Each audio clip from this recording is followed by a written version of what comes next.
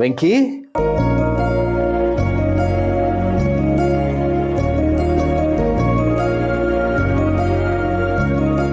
ಮಾವ ಚಲ್ವಿ ಬಂದ್ರ ಓಮ್ಮ ಒಂದ್ ನಿಮಿಷ ಮಾವ.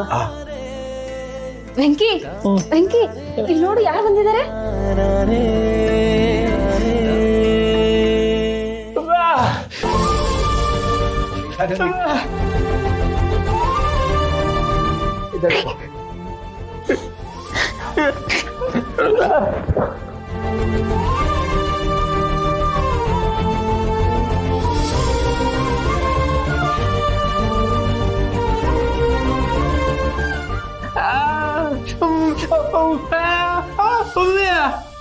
ನಾನಿಲ್ಲಿದ್ದು ಏನು ಮಾಡಕ್ಕಾಗ್ಲಿಲ್ವಲ್ಲಪ್ಪ.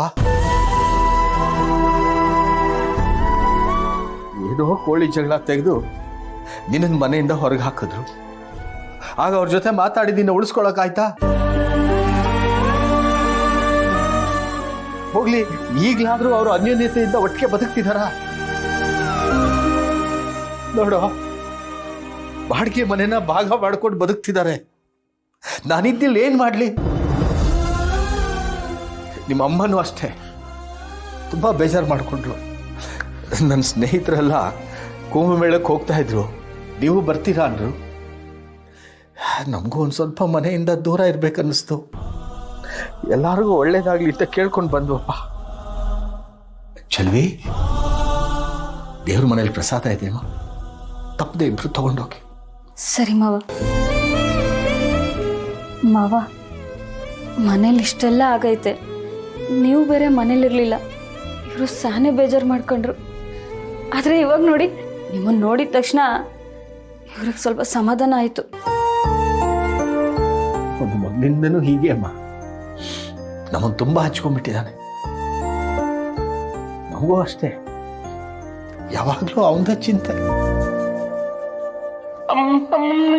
ಅಮ್ಮ ಮಲ್ಕೊಂಡಿದ್ದಾಳೆ. ಪ್ರಯಾಣ ತುಂಬಾ ದೂರದ್ದಲ್ಲಪ್ಪ, ಆಯಾಸ ಆಗಿದ್ದಾಳೆ, ಮಲ್ಕೊಂಡ್ಬಿಟ್ಟಿದ್ದಾಳೆ. ನಾನು ಅದಕ್ಕೆ ಸ್ವಲ್ಪ ಹೊತ್ತು ಮಲಗಿರ್ಲಿ ಅಂತ ಹೇಳಿಸ್ಲಿಲ್ಲ.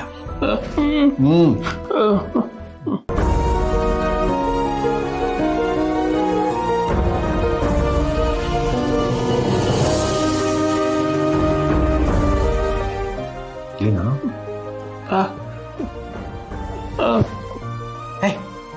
ಬುದ್ಧಿ ಇದೆಯಾ? ಇಷ್ಟು ಬೆಳಗ್ಗೆನೆ ಎದ್ದೋಗ್ತೀಯಾ? ನೀನಾದ್ರೂ ಹೇಳಮ್ಮ.